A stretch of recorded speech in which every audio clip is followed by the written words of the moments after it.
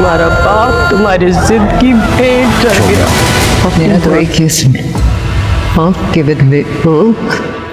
چاند کے بدلے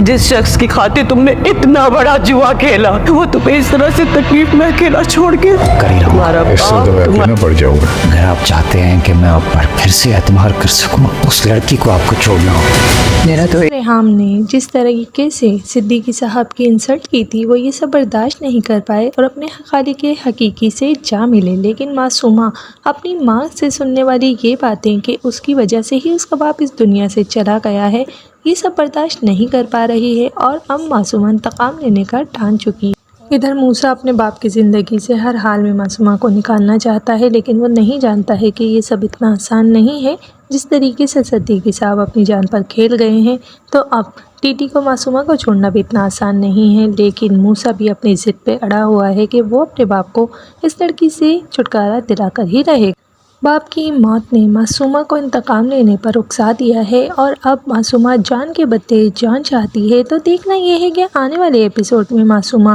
ٹی سے انتقام کس طریقے سے لیتی ہے۔ کیا وہ اس بار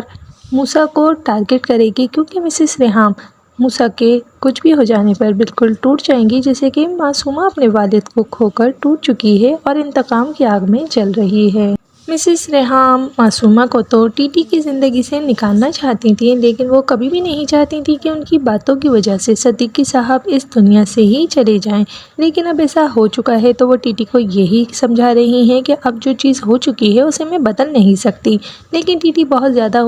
پشیمان ہے کہ اس کی وجہ سے معصومہ اپنے باپ سے محروم ہو گئی ہے۔ اب دیکھنا یہ ہے کہ ٹی اس گرد سے نکلنے کے لیے کس طریقے سے معصومہ کا ساتھ دیتا ہے، یا پھر وہ مسز ریحام اور موسیٰ کی طرف ہو جاتا ہے اور معصومہ کو چھوڑ دیتا ہے۔